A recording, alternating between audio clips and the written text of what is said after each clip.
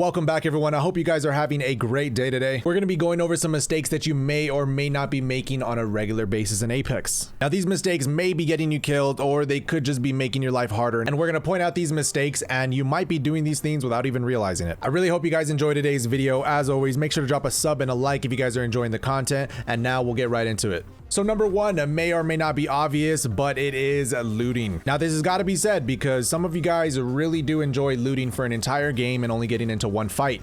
And there's nothing wrong with that. If that's what you enjoy, that's what you enjoy. But if the whole reason you're still here watching this video is because you're trying to improve, then you got to understand that the more you loot, the less you fight, and the less you fight, the less you improve. Now, that may or may not make sense, but either way, we're moving on. So in a game like Apex that's very fast paced, I think it's very important to understand what's a necessity and what's a luxury. Now, if you're like me and you enjoy hot dropping, the only things that I'm really concerned about is an armor, a gun, and ammo. Batteries, purple light mags, all those extra attachments, as amazing as they may be, they are not necessities, and you can 100% go into fights and still win them without having all this extra stuff. And like I said, if you're not fighting, you're not improving, and it's a whole process. You're gonna die. You're probably gonna die 100 times plus until you actually start seeing some improvements, but that's a whole part of the process. All right, so this next one is near and dear to my heart because I do it on a regular basis, and so does my number one teammate, Mr. iTempatron. Overextending. If you don't know what overextending is, it's basically when you extend too far out from a piece of cover or safety or your teammates, and you just get obliterated out in the open by yourself. Now, if looting too much isn't the number one thing casuals like to do, it's definitely overextending. And I know this for a fact. I play with you guys every single day. I play pubs all the time.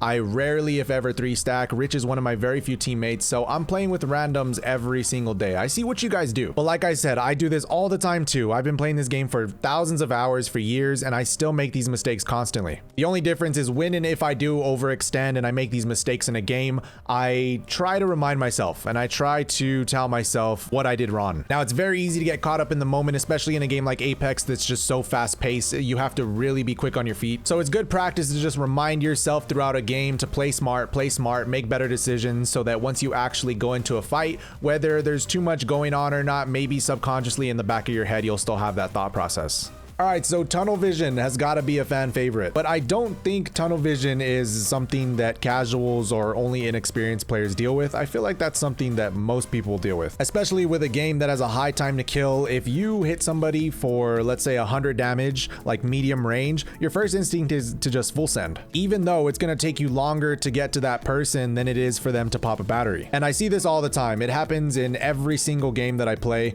where somebody will hit me for a lot of, a 75, 100 damage, whatever it is, and they just absolutely lose their mind and full send me. I'm able to pop a bat, and just them being so eager and just have that crazy tunnel vision, it really does allow you to punish those players for all the mistakes they make when they have tunnel vision. Now, some of you guys are probably wondering, well, when do I push? When do I not push? And my answer is it's always going to be situational. Every single situation is different. It all depends on how far you are, how healthy you are. And I think the only thing to do in those situations is to just try and get rid of that tunnel vision, because it will 100% get you killed, especially in a game like Apex where one mistake can completely end your game. All right, changing your sense after every single death is a toxic trait that we need to be done with. Now, I used to do this back in the day, but I finally found my sense, I settled with it, and I do not change it anymore. But I know for a fact this is a major problem because you guys ask me for a new sense video every single day. I won't do it. I won't be that guy, but I know this tells me that you guys are probably changing your sense every single day. Now, even if it's not every day, even if it's once a week, even if it's once a month, you gotta find something that you think you'll enjoy or you do enjoy and just stick with it. I went through a whole period where I just could not find the ALC settings that I enjoyed, so I kept changing and changing and changing. And honestly, that was a terrible time for me when it came to my gameplay because I was just so unhappy with the way that I was playing. And a massive reason was because I was constantly trying to change my sensitivity. So do yourself a favor and stop changing your sense after every single death, and maybe things will work out. Now, if you have one main legend in Apex and you're also trying to improve at the game, that might be part of the problem. And when I say main legend, I mean you only play this legend and you don't really play anybody else at all. Now, it's not uncommon for people to have a main. It's actually really popular in Apex for people to stick with one legend and only play that legend. But if you are genuinely trying to improve, then you gotta be a little bit more open with using other legends. Using other legends, understanding how all their abilities, their ults, their passives work can really open up up your gameplay. I think it allows you to see the game from different points of views rather than only seeing it from Wraith gameplay. Because every legend is pretty specific in Apex and they all require different play styles. And so for example, if you guys have been watching my videos before, you know I really enjoy playing Mirage. Now because I put in so much time with Mirage, I understand his decoys, his ults so well that whenever I go up against another Mirage, I feel like I'm able to counter them really well. As opposed to somebody who's never played Mirage at all, so they have no understanding of how he works. So at the end of the day, this is all preference, but like I said, if you're trying to improve, you gotta give it a shot. Now I did this for a long time that I'm actually trying to work on doing less. Blaming randoms for being bad just kind of seems like part of the Apex process. You load into a game, you get bad randoms, you die, you blame them, and you just keep doing it over and over again. I think most of us have been playing Apex long enough to know that you just can't have expectations for randoms. Most of the time they're bad, but every once in a while you'll get some cool, you'll get some good randoms. Now the only thing you can do is take advantage of the situation. If they're bad, you just gotta play off of them. If they keep going down, then you gotta take advantage and use that as a 1v3 opportunity. Now, will you win the 1v3? Probably not. Is it okay? Definitely. The most you can do from those situations is just think what you could have done better in that 1v3, try to learn from that, and just move on to the next one. And pretty much the same thing if you get good randoms. Just try to play off of them as much as possible. If you're self-aware enough to know that you have somebody on your team that's a lot better than you and they're pushing fights, just try to shadow them, play off of them as much as possible.